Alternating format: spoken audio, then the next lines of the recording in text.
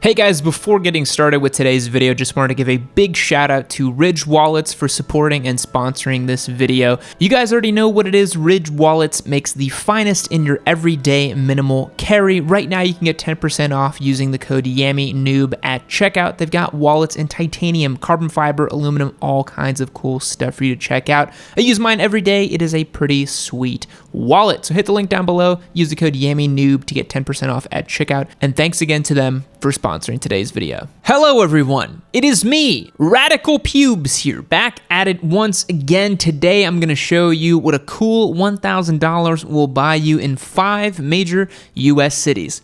If someone says they can't afford a bike, they are wrong. Cheaper bikes exist, you just need to know where to look. As many of you know, I am quite fond of Craigslist. I have a series devoted to ripping on dumb bikes from the website, and I love seeing how different markets represent the bikes of that area. For example, Florida has exactly what you'd expect, tons of tacky Gixxers and Busas. Meanwhile, Portland, Oregon has loads of cafe bikes, scooters, and other oddities. So come with me, my baby squids, and let's check out what you can snag in these 5 major cities for just $1,000 or less. But before I jump in, do me a favor, smash the subscribe button. We're well on our way to 1 million subs, just 400,000 more to go. As we chip away towards that goal, it will require each and every one of you baby squids to do your part, so help out today. Get us to 1 million subscribers so we can buy a Busa? No, I already did that. Turbo it? Well, I'm planning on doing that. I don't know. We'll do something insane for 1 million subscribers. Bet on it. First up is Los Angeles, the city of angels. Is there hope for a new rider to find something decent? In my search of Craigslist, I actually found a few interesting bikes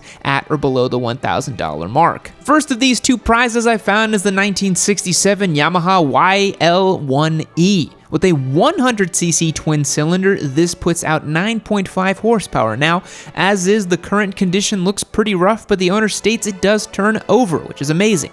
You might just need a battery, some carb cleaner, and some spark plugs, and you could be back in business. Get some rust remover and chrome polish, and it would actually clean up and look like a decent bike. I do love this old retro dash here with the Yamaha logo inside of the case there. It's got the miles per hour going only up to 90, no tachometer, classic old school styling here that is pretty slick. You won't be ripping any wheelies on this thing, or will you? I don't know, but in this rare find, it's available in LA. It's only $700 or best offer, so for under $1,000, you could probably have a roadworthy bike that's a vintage cafe racer. But if you don't want to take your chances with $1,000 budget bike, have you considered my giveaway series? Yours truly just acquired 3 more bikes. We've got a Triumph Street Triple R, a KTM Duke 390, and a Yamaha XSR 700. These are some of the best bikes we've had, and the Triumph is probably the most expensive one we've done. If you want to enter to win, just head over to yammienoob.co and sign up and get yourself a subscription package. It is the best way to support what we do here on Yammie Noob, and you get entered to win some free motorcycles. But if you're not feeling the subscription life, you can always support your Dear Papa Yams by heading over to yammienoobmerch.com and getting some sweet merch. Every dollar you spend gets you an entry to win, so don't miss that. Next up is this other gem I found in LA, and it was this sweet Honda CB250 Nighthawk for $1,000. I guess after a battery, it'll actually start up, which actually isn't bad of a deal. This bike is actually great for a beginner with its twin-cylinder 234cc engine and low seat height. It's better to be on 2 wheels than not, my dudes. A little bit of elbow grease and some tinkering might make this a really good beginner bike to rip around on. You gotta love that Honda red color, the Nighthawk logo right over there, the banana seat, and the easy-going rake on this motorcycle. Drum brakes are a bit of a letdown. You're not going to have very good stopping power, but wire wheels are kind of cool on this thing. You get the standard double Honda barrel dash over here. You got that pretty cool look. This is a classic motorcycle that will get you to where you're trying to go. Last for Los Angeles, I found this 2007 Ninja for $900. No pictures because the seller lives in 1989 and not much of a description besides the bike needs fairing and having 9,400 miles on it. Seriously, my guy? Can we get a picture? Can we get an engine size or model? Nothing? Okay. Kawasaki has 37 bikes named Ninja. We have no idea what you're trying to sell us. Moving on. NYC. Over on the East Coast in the Big Apple, here's a few bikes I found for $1,000 or less. First up from New York comes this 1980 GS 450 in downtown Manhattan. What a gem this thing is not. With a giant one-piece banana seat, a blurry photo, and literally no description about the bike other than the owner isn't mechanically inclined. No kidding. This thing can be had for $650 American dollars. In Manhattan terms, that's roughly 50 packs of cigarettes at $13 each. Ouch. The GS450 was a great little 448cc twin cylinder for city commutes or riding around town. With 38 horsepower and a top speed of 100 miles per hour, this thing is safe to take on most major highways and will have you having fun on two wheels. But next up is a crowd favorite, and that is of course this Rascal mobility scooter. Longtime viewers of our It Came From Craigslist series know that we love a good mobility scooter on here, and this Rascal is no different. The weight capacity is 275 pounds, so make sure you get Graham on some Slim Fast because this is not going to work out for her. Max speed is 4 miles per hour, which is a hair quicker than a Ninja 250, so that's pretty good. It has a range of 6.3 miles, so Tesla, eat your heart out because the Rascal 3 is coming for you. Overall, this is a solid buy at $750. As a mild connoisseur of mobility scooters, these bad boys can easily top $2,000 or $3,000, so make sure you're getting a good one when you're copping one for a mere $750. Don't sleep on this badass deal. Now this next one is a bit of a rare gem, and it falls in line with what we were saying earlier about not judging a book by its cover. Did I say that earlier? Who knows? Probably not. Now this is a Batavus moped for a mere $800. Human transportation and mobility for under $1,000. Does it get any better than this? I don't think so. Now, you might be asking yourself, Yammie, what the hell is a Batavus? Is it a secret weapon that I picked up in Skyrim? Is it a new fragrance from Axe that I can spritz onto my 11-year-old cousin so that he too can drown himself in the throes of women everywhere? Or is it maybe a communist heavy industry manufacturer that went out of business? Honestly, my dudes, maybe it's all three, because there's no reason you won't be a secret communist metallurgical warlord when you're cruising down the street on this bad boy. Does it run? Probably not. It's $800. This is basically a scratch and win lotto ticket for two-wheeled fun. It's probably a dud, but it looks like killer fun to run this thing until it dies. Now let's head over to Houston and see what we can dig up. Next, we have a 2001 Yamaha V-Star Project bike up for grabs. For only $550, you can get a bike that was kinda diagnosed by the current owner and also inherit a list of problems or have a running bike. With 1,063 cc's producing 61 horsepower and 63 foot-pounds of torque, this touring bike is not recommended for the beginner. A curb weight of 634 pounds might be a bit too much, but at least it'll be comfortable to ride on. This project might be worth flipping if you know your way around bikes, but on the other hand, it could be a can of worms. The owner wants the title signed over at the county to ensure there won't be any funny business after the sale. Now next up is another Honda Nighthawk, but this time it's a 750 and made in 1991. For exactly $1,000, you can get a bike that sat for 7 years and is now an abandoned project of the current owner. It actually has a clean title, mileage listed at 26,807, and even starts up and runs.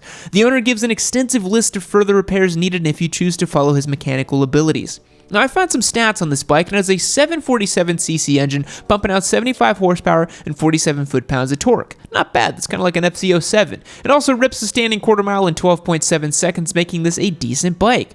Another toss-up, I'd say. You could probably ride this thing for a couple seasons if you get it up and running right, but the owner did mention that it was in a crash, so you might be past budget with body repairs. Last from Houston is this 1986 Honda Spree. Now, I know this looks like the most virgin of virgin scooters, but hear me out, guys. The 80s are back. Shade Tree Surgeon told me that the 80s Goldwings are the coolest, most hipster bikes of all time, but honestly, a big heavy dad cruiser is whack. If you want the true blue 80s aesthetic without any of the complication, the Honda Spree is your bike. I've actually never heard of the Spree, and it goes to show you that you can probably put any word after Honda, and there was probably a Honda model for that bike. Honda Cub? Yep. Honda Goldwing? Yeah. Honda Poseidon? You never heard of their jet skis? The Honda Pocket? Sure. If you need a way to get around town and drown yourself in sweet hipster women, then this is the ride.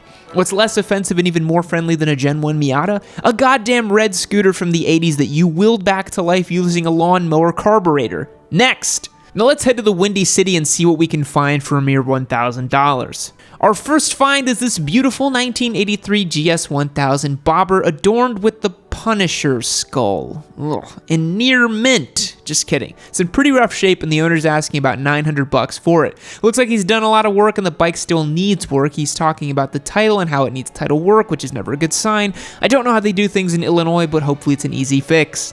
The bike itself was extremely popular in the 1980s with a lot of different engine sizes available. The 1000 was a blast for most because it had 90 horsepower and 61 foot-pounds of torque, making it fun for commuting, touring, or even sport and racing if you really wanted to. With the current condition of this one, I don't know if I would buy it or not. It's 2020 and the seller has one hazy photo of something he thinks is worth $1,000. Next, we have the 1989 Honda CBR 600F Hurricane with low mileage for $1,000. Although the bike looks to be in great shape given its age, there is no title and it does need some work. The seller says the price is going up once it's running and if they get the title in order. To be honest, if they can obtain the title, they should probably have that in the first place. It opens the doors to more potential buyers. If you can walk away with this bike and a title for $1,000, it'd be a pretty good deal. It might look outdated, but this bike's 598cc engine puts out 93 horsepower and has a top speed of 140 miles per hour. Not bad. It's almost as good as our CB650 that we gave away recently. Well guys, that's going to wrap it up for today's video. I just wanted to show you what was available in different cities if you looked hard enough. Although we all want a barnyard fine, unmolested Yamaha R1 with 0 miles for cheap, sometimes we have to settle for what we can't afford. Don't be ashamed or embarrassed to ride an older bike. Being on 2 wheels is being on 2 wheels and is better than not having a bike. And remember guys, I'm giving away some free motorcycles. I've got a Triumph Street Triple R, a KTM Duke 390, and a Yamaha XSR 700. You guys keep clowning me that I can't say XSR, but it's a hard thing to say over and over again. Hit the link down below, go to YammieNoob.co. That's the best way to support what we do here on Yammie Noob, and you get entered to win some free motorcycles and get access to our Discord server. That's a pretty good deal. I'll catch you guys in the next one. See you later. Fact: squirrels were responsible for the most power outages unrelated to weather. By chewing through wires or grounding them, by swinging them, they create damages in shorts. It makes you think twice about swerving in your car. Goodbye.